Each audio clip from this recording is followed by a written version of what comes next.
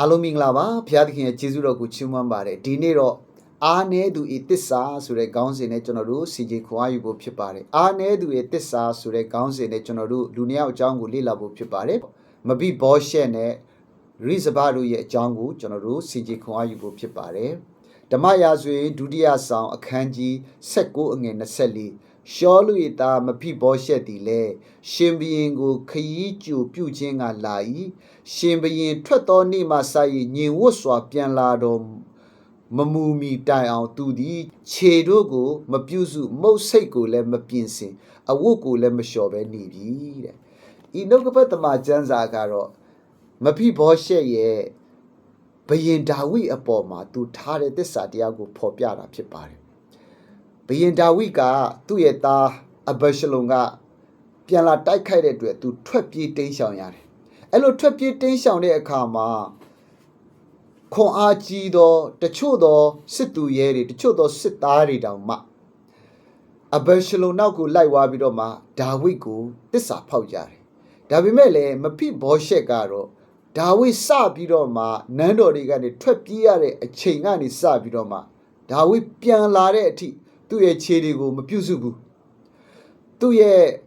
မုတ်စိတ်တွေကိုလည်းမပြင်ဆင်ပဲအဝတ်တွေကိုမလျှော်ပဲနဲ့ဒါဝိပြန်လာတာကိုစောင့်တယ်ဆိုတဲ့အကြောင်းကိုဖော်ပြပြီးတော့မှဒီနေရာမှာသူကဒါဝိကိုသွားကြိုတယ်ဆိုတဲ့အကြောင်းကိုတမန်ကျမ်းစာကဖော်ပြတယ်အဲ့တော့မဘိဘောရှက်ဆိုတဲ့ပုဂ္ဂိုလ်ကယောနသန်ရဲ့သားဖြစ်ပါတယ်ဒါဝိကသူကမင်းပြန်ဖြစ်လာတဲ့အခါမှာယောနသန်ရဲ့မျိုးဆက်တွေကိုသူက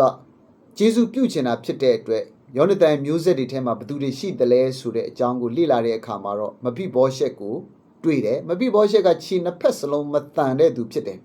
ဒါပေမဲ့လည်းမဘိဘောရှက်ကိုသူကကောင်းမွန်စွာပြုစုပြီးတော့မှဘယင့်စားပွဲပေါ်မှာစားခွင့်ပေးခဲ့တယ်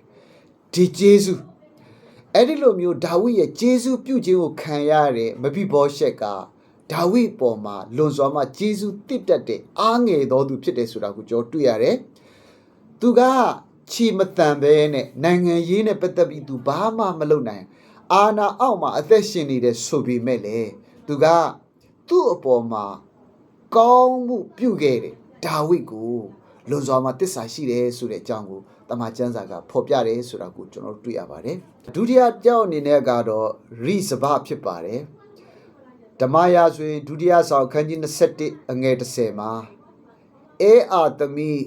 ရိဇဘသည်စဘာကျိတ်ကာလမှစ၍မိုးမွရွာမီတိုင်အောင်ရှော်တီကိုယူ၍ကြောက်ပေါ်မှအိဆရာဖို့ခင်းလျက်နေ့အချိန်တွေအလောင်းကောင်ပေါ်မှငှက်မနာညစ်အချိန်တွေတားရဲမကိုက်စီခြင်းကဆောက်ရှောက်လျက်နေ၏တဲ့ဒီနေရာမှာတော့ရိဇဘဆိုတဲ့အမျိုးသမီးကတည်သွားတဲ့သူ့ရဲ့သားရရဲ့အလောင်းကိုငှက်တီမစားတားရဲတွေမကိုက်ဖြတ်ရအောင်ဆောက်ရှောက်ခဲ့တဲ့မိခင်တယောက်ရဲ့မေတ္တာကိုဖော်ပြတာဖြစ်ပါတယ်ကျွန်တော်တို့ဓမ္မရာဇဝင်ဒုတိယဆောင်အခန်းကြီး21ကိုကျွန်တော်တို့ကြည့်မယ်ဆိုရင်ဘာတွေ့ရမလဲဆိုတော့3နှစ်ပတ်လုံးအစာဟာရခေါင်းပါတယ်ဒါဝိရဲ့လက်ထက်မှာပေါ့နော်အဲ့တော့ဒါဝိကဘုရားသခင်ကိုမေးလျှောက်တဲ့အခါမှာဘုရားသခင်ကဘာပြောတယ်လဲဆိုတော့ဂိဘောင်တွေကိုတတ်တဲ့ရှောလူကြောင့်ဒီကြင်ချင်းကဖြစ်ပေါ်လာတာဆိုပြီးတော့မှဘုရားသခင်ကပြောတာဖြစ်တဲ့အတွက်ဒါဝိကဂိဘောင်လူမျိုးတွေစီကိုသွားတာပေါ့နော်ဂိဘောင်ဆိုတာကတော့ဟိုးယောရှုလက်ထက်ကတည်းကဣသေလတွေသူတို့ကိုအထိအခိုက်မရှိအောင်ထားရမယ်ဆိုတဲ့ဂတိကဝတ်ရှိထားပြီးသားလူမျိုးတွေဖြစ်တယ်သူကဣသေလလူမျိုးတွေကမဟုတ်ဘူးအဲ့တော့ရှောလူနန်းတက်လာတဲ့အခါမှာဂိဘောင်လူမျိုးတွေကသူကတတ်တယ်အဲ့ဒီအတွက်ဒါဝိလက်ထက်မှာဒီကျင့်ချင်းအမင်္ဂလာကကြာရောက်တယ်အဲ့တော့ဒါဝိကဂိဘောင်လူမျိုးတွေစီကိုသွားပြီးတော့မှဒီကျင့်ချင်းကလွတ်မြောက်ဖို့အတွက်သူတို့ကျင့်တတ်ဖို့ဘာလုပ်ရမလဲလို့မေးတဲ့အခါမှာရွှေငွေတွေမလိုဘူးเนาะရှောလူရဲ့သား9ယောက်ကိုတတ်ပေးပါเนาะကားတိုင်းတင်ပြီးတော့မှချိတ်ဆွဲပြီးတော့မှတတ်ပေးပါပေါ့เนาะအဲ့ဒီလိုမျိုးတောင်းဆိုတဲ့အခါမှာဒါဝိကမဘိဘောရှက်လိုမျိုးသူကတော့သူမပေးချင်ဘူးပေါ့အဲ့ဒီထဲမှာရှောလူရဲ့အမြောင်မယားတွေထဲက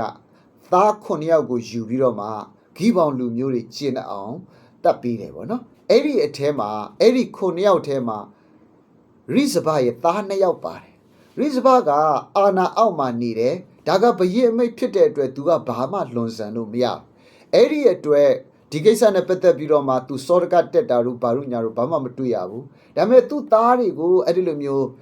မမြုပ်ပဲနဲ့တန်လိုင်းချိတ်ဆွဲထားတဲ့အခါမှာသူကအဲ့ဒီကြောက်တုံးပေါ်မှာနော်ရှော်တီအဝတ်ကိုခင်းပြီးတော့မှနှင်းခင်းဘက်မှာငှက်တီလာပြီးတော့မှအဲ့ဒီအလောင်းတွေမစားရလေအောင်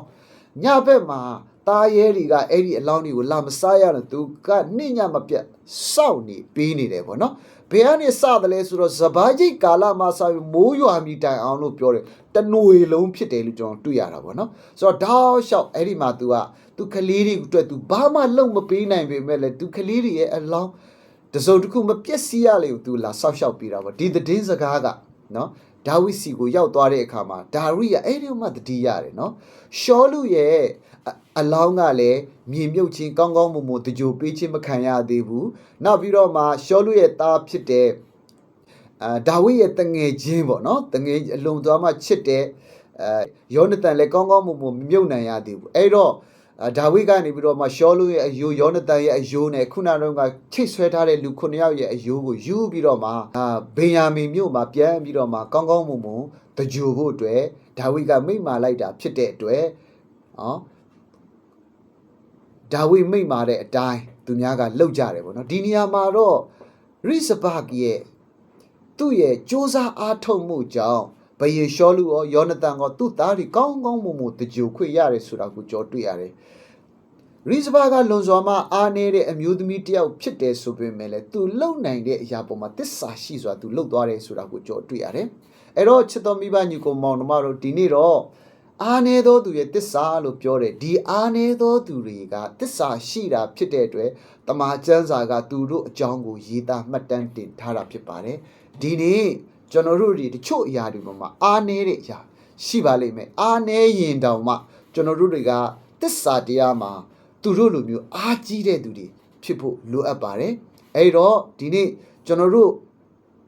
မတက်နိုင်တဲ့အရာတွေမြောက်များစွာရှိနေရင်တောင်မှတစ္ဆာတရားမှာမဘိဘောရှက်နဲ့ရိဇဘကဲ့သို့တစ္ဆာတရားမှာအားကြီးတဲ့သူဖြစ်စီဖို့ငါခွန်အားပေးပါတယ်